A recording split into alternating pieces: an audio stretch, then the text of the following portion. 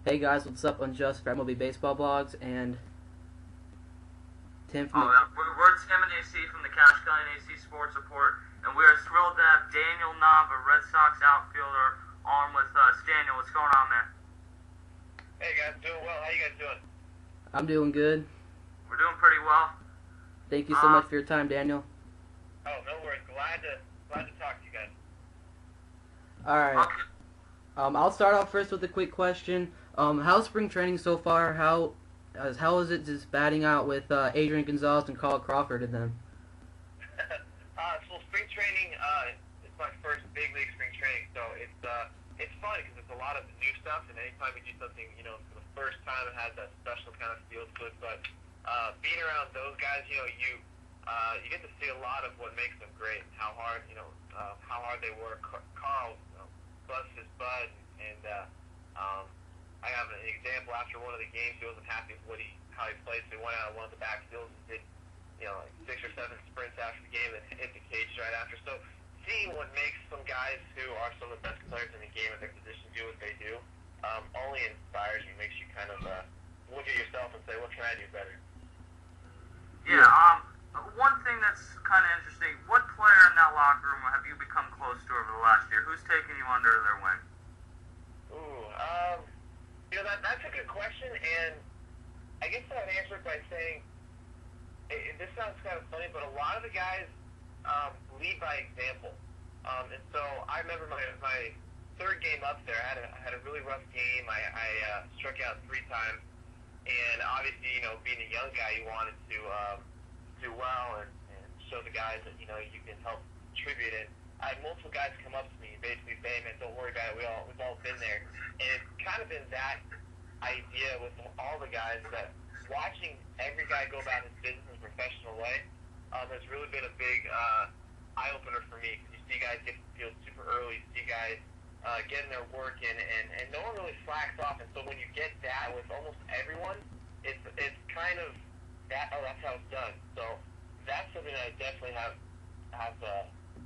paid attention to. A guy who's also been just a good guy to talk to, pick the brains of JD, because he's been around the game for a while. But I've talked with almost every guy at some point along the way. I mean, guys from Darnell to guys kind of long journey, kind of like just a mind in a sense. It's been a different sort of journey. I've been able to talk to him and see what kept him going. So every guy has had a little different effect on him. Yeah, I really like. You're actually one of my top favorite players in the Red Sox organization. I just hope you have a great season this year. I heard you're going to be in the bench role. Are you in the bench role, or are you going to start off the season in the minors, or? They haven't told me, but if you just look at what we have, I wouldn't be surprised if I start off in the minors. Just because, I mean, just as well as I do what the outfield situation is, and if that's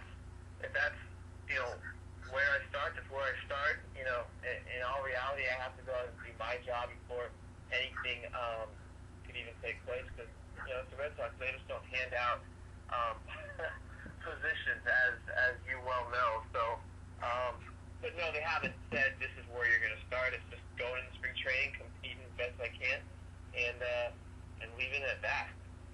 Yeah. I had a question. What went through your mind when the Red Sox called you and said you have a shot off in the majors? What went through your mind? What were you like happy? I bet you were. So what was going through your mind?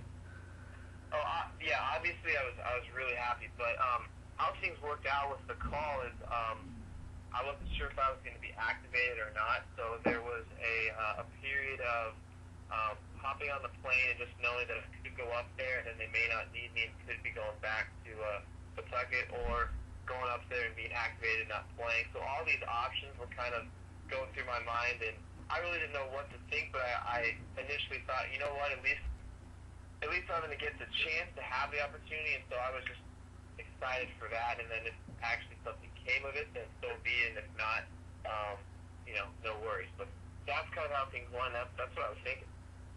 Yeah, that's cool. Are the Red Sox, in your opinion, the team to beat this year? Ooh. They definitely we've done a good job of getting as you well know, a lot of guys to help bolster an already pretty strong roster with Gonzo and CC and arms in the bullpen.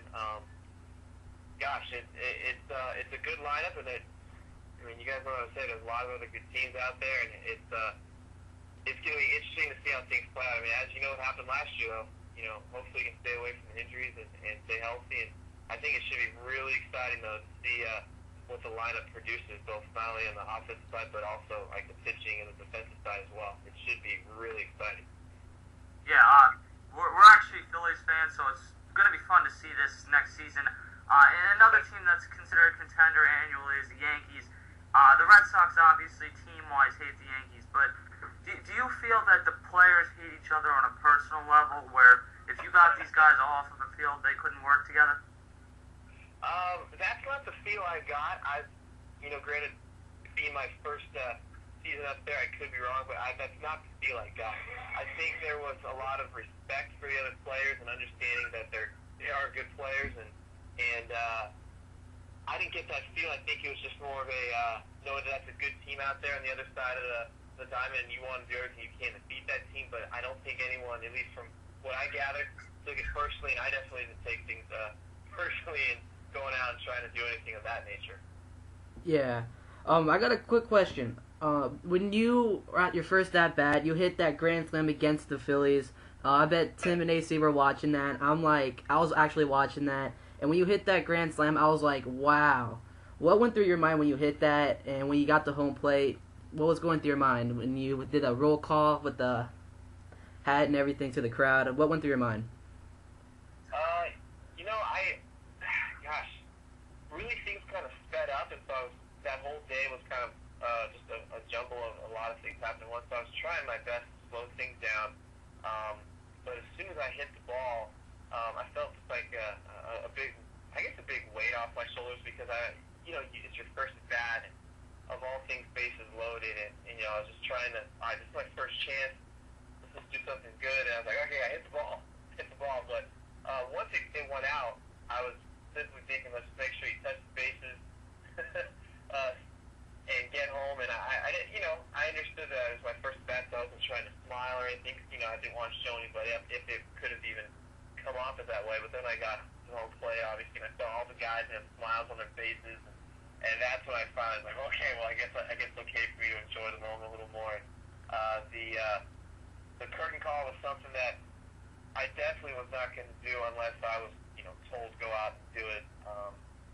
And when I got in the dugout, people were still cheering, and so guys were like, you better get out there. I was like, no shot, I'm not going out there, no shot. I said, you better get out there, So I did it based off the fact of, okay, if you guys are saying it's okay for me to do this, I'm going to do this, but if not, I'm not going to go out there and the next time get up and you get plunked or anything for showing guys stuff. So it was really cool, though, because, a lot of things were happening at once, and to look back on it now is just, it's something I'll never forget. Yeah. Yeah, even as a Phillies fan watching that was a pretty cool experience. Yeah, definitely. I'm sorry. It's okay. Fans, I apologize. Speaking of which, do you enjoy playing in Fenway Park? Yeah, I mean, obviously that's not sometimes the ideal place to play, especially in the outfield with the strange dimensions and the monster and the strange center field setup. I love it, because one thing that it definitely made me do is I learned a lot just about going back to checking on the little things in the game, looking at the base runners, looking at who's running, what kind of runner are they, who's hitting, what kind of hitter are they, what are their tendencies, and that was something that kind of brought me back almost to the times when you first start playing, and it's you got to know where to throw the ball and all this stuff. I know it sounds funny, but the wall changes that, and so it got me, I guess, thinking again, because so many times in the outfield you just kind of are able to react. You've done it 1,000 times, and with that, I really had to pay attention to who was up, and backup bases, backup outfielders, and do those little things that maybe I hadn't gotten away from just because I've been playing, outfield so long. So that was definitely a good thing. It's a fun place to play. You get fans that love the Sox and are into every pitch and stuff. And Red Sox Nation is a special thing to be a part of, as I'm sure the Phillies fans and the Phillies fan base to have is also something special, I've heard. So I love it. I enjoy it. I honestly am grateful to have this opportunity. Yeah, I mean, they're both tremendous, tremendous fan bases to watch. Definitely. All right. Just, are you good on questions, or do you have any more? I got one more quick question for you, Daniel. When you were growing up as a young kid, were you when you were young? Did you watch baseball, or who was your favorite player, and who was your favorite team? Oh, I'm sorry. What was that question? I lost you. Oh, growing up, who was your favorite player or favorite team? Oh, okay. Well, I'm from California, from Northern California, so I definitely watched baseball. I was a pretty big Giants fan, and the guy that I wanted to be more than anything was Will Clark. My goal was to somehow copy Will Clark's swing. You know, everything I could about Will Clark was something that I wanted to do somehow. And granted, he was a lefty, and I was a lefty, and I wanted to play first base like him, and I tried to have like the stare like he did and the follow through like he did. He was the guy for me. Will Clark was the man. He could do no wrong in my world. Yeah. Yeah, luckily you didn't decide to follow Barry Bonds' lead down there. What was that? Luckily you didn't decide to follow Barry Bonds' lead. Well, Barry Bonds, he was with the Pirates when I was growing up. So when he got with the Giants, I was a little older, and I guess had grown out of the do everything like Will Clark stage. So, but yeah, I hear you on that one.